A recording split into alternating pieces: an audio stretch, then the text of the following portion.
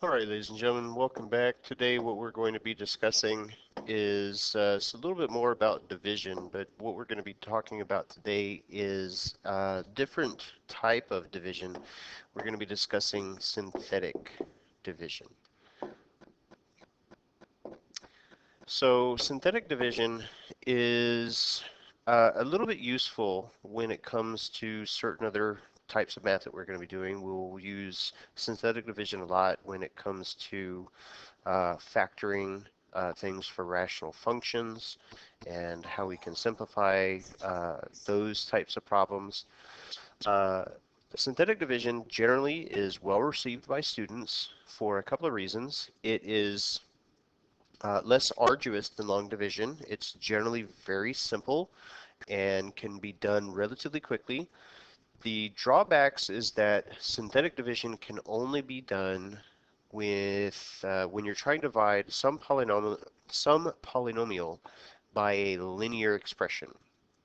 Meaning, let's just say, for example, if we had x cubed plus 2x squared minus 8x plus 4, if I wanted to divide that by x squared minus 4x plus 1, I could not divide that particular problem using synthetic division because the divisor is not a linear expression.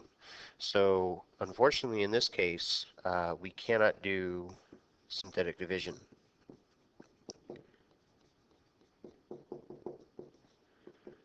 We can only do synthetic division if we had something along the lines of, well, let's just use the same thing, x cubed plus 2x squared minus 8x plus 4. We could only do it if we were saying divided by a linear expression, like say x minus 3, something along those lines. So that one will work. Now, there's a lot of steps here. If you want to write them down in your notes, that's perfectly fine. If you just want to read them over, pausing the video as necessary in order to be able to get the information, that's fine as well, because this is something that is very easily picked up, and there is a lot of writing here as far as the steps are concerned. And we won't necessarily be doing all of these in order. Um, So again, pause the video as you need to get this information down in your notes if you want. And but these are really easy to do. So it's pretty straight, pretty well received if we just kind of start getting into it. So here we have a cubic polynomial, 2x cubed minus 13x squared minus 77x plus 60, and it's being divided by a linear expression x minus 10. Okay, so this is how we're going to set it up. Now, first of all, I'm going to take each of the coefficients and the one constant here, which is the 60, and I'm going to write all of those out in order from the largest exponent to the smallest exponent. So I'm going to say 2 minus 13 minus 77 and a positive 60. And this is how I do it, and other teachers might do it differently. This is how we're going to show we're doing the division. Now, what am I going to divide with? I'm going to take the dividend here. I'm sorry, not the dividend, but the divisor. And I'm going to say, okay, well, if I set this equal to 0, what would x equal? Well, in this case, it would equal to a positive 10. Now, that 10, this is what we do our division with.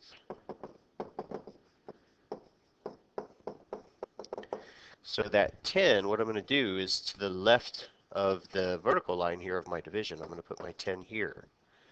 And so this is basically how we set up the problem for any synthetic division to be worked. We take the coefficients from greatest exponent to smallest exponent, we just write them out, making sure that we include the negative sign if it's negative. And we take the the divisor, and we set it equal to 0, and whatever we get, in this case positive 10, that's what we wind up doing our division with. So now let's start working it out.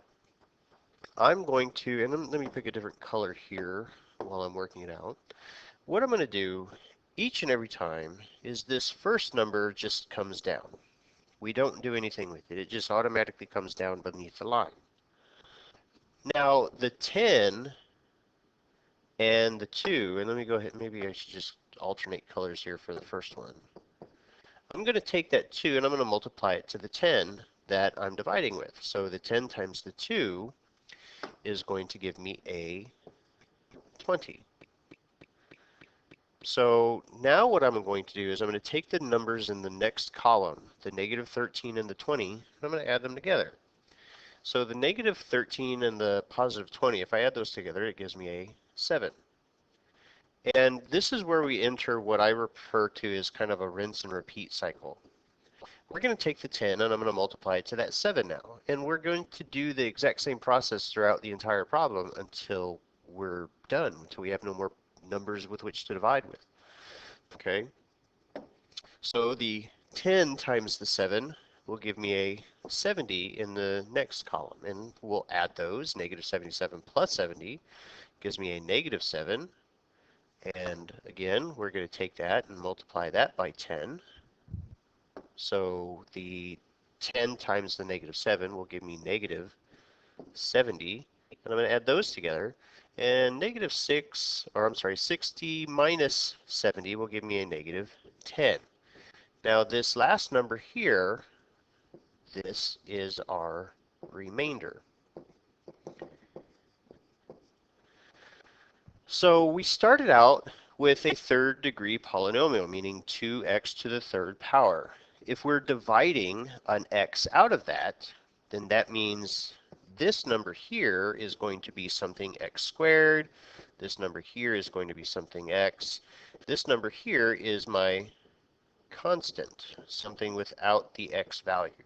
So we have 2x squared plus 7x minus 7, and our remainder is a negative number, so I'm going to say minus 10 over x minus 10, which is what we started with as our expression for our divisor. So this will be our final answer for this particular problem.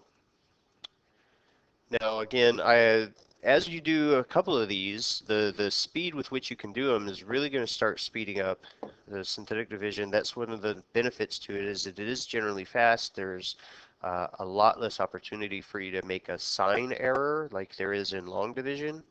But it doesn't, it is kind of limited in the fact that you can only do it with a linear expression, and occasionally, very, very rarely, because it's synthetic division, occasionally, once in a great while, you will come across something that if you divide the same problem using synthetic division and with long division, you'll wind up with different answers.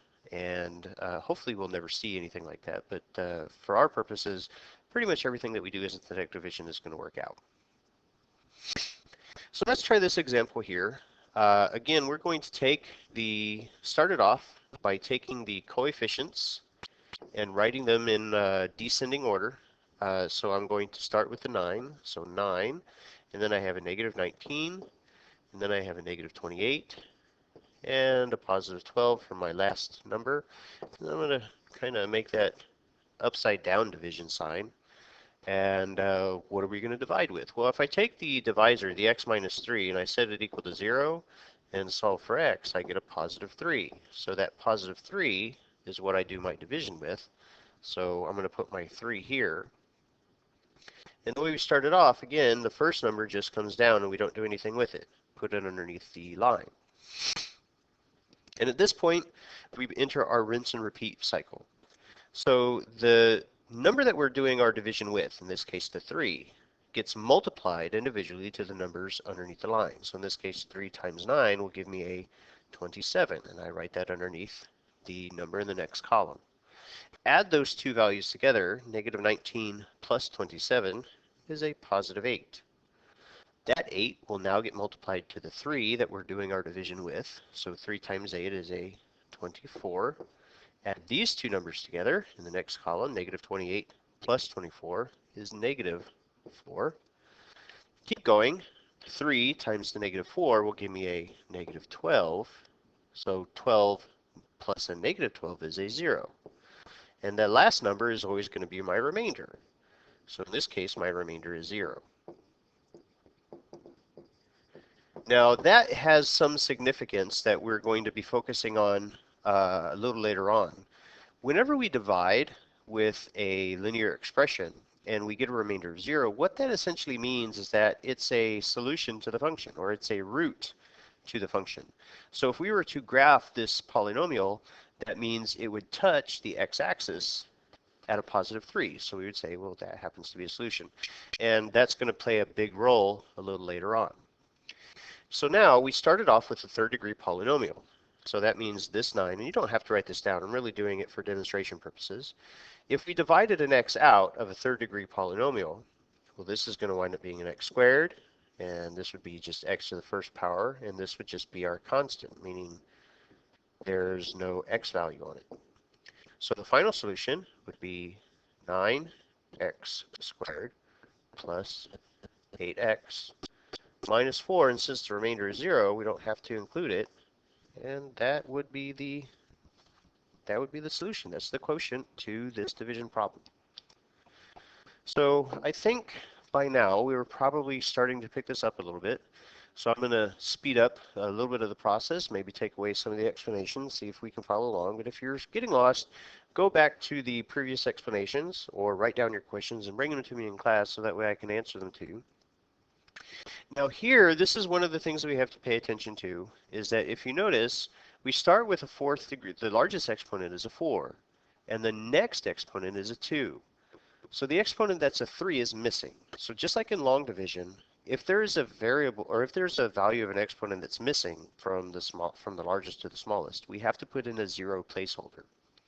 So I start again looking at the coefficients and the constant value. So I start with a positive 4. Now the x cubed term is missing. So I put a 0 in for the x cubed term. And then for the x squared term, negative 3. And just for the x term, that's a positive 1. And a positive 1 for the constant. And do my kind of upside down division thing here. The number that we're going to be dividing with in this case is a positive 3. Because if I say x minus 3 equals 0 and solve for x, I get a positive 3.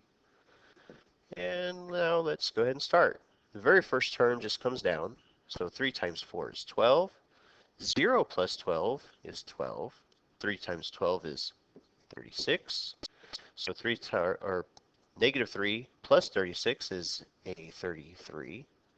3 times 33 is 99. Add the 1 and I get 100.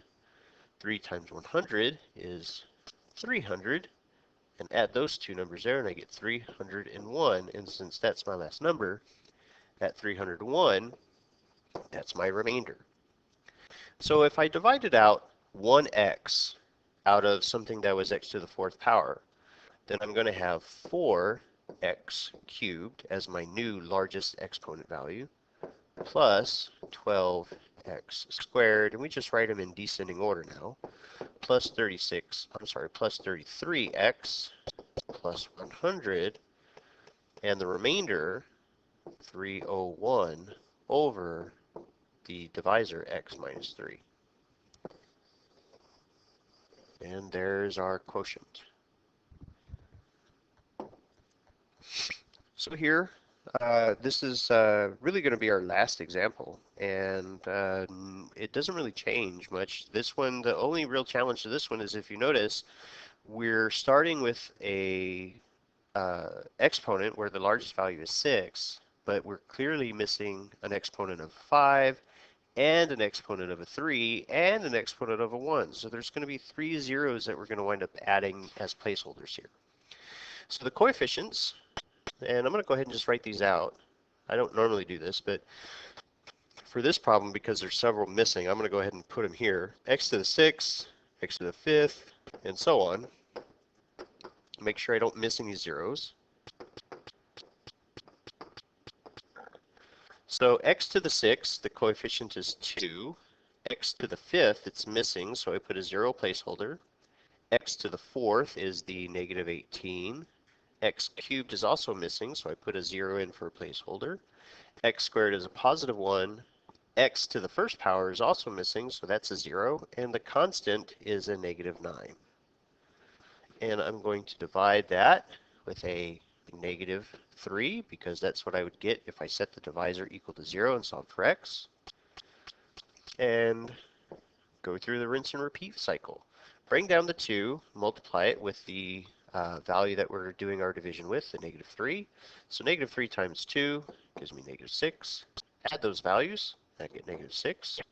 Multiply again, negative 3 times negative 6 will give me a positive 18. The sum of those is 0. Negative 3 times 0 is 0. The sum of that is 0. And then, so just keep going. Negative 3 times this new 0 is still 0. 0 plus 1 is 1, multiplied by negative 3, negative 3. Add those and I get a negative 3. Negative 3 times negative 3 is a positive 9. So my remainder is 0. So this, if we divide it out on x, the largest exponent now is going to be a 5. So I'm going to have 2x to the 5th minus 6x to the 4th. So the zeros we don't have to include. So x to the 3rd is gone, x to the 2nd is gone. So now I have just x plus x minus 3. And since the remainder is 0, there's our final answer. That's our quotient.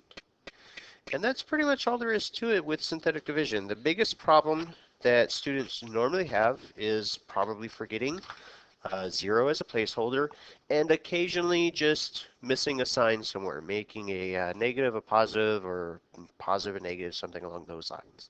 So as long as you can kind of keep all that stuff in order, synthetic division is a relatively useful tool. It's pretty quick, pretty simple. The only real drawback is that you can only do it when your divisor is a linear expression. Otherwise, it's pretty handy for some of the things that we're going to be doing. So if you have any questions, again, please make sure you get them written down and bring them to me in class, and I'll be happy to discuss it with you. And until then, hope you guys have a good one, and we'll see you in class soon.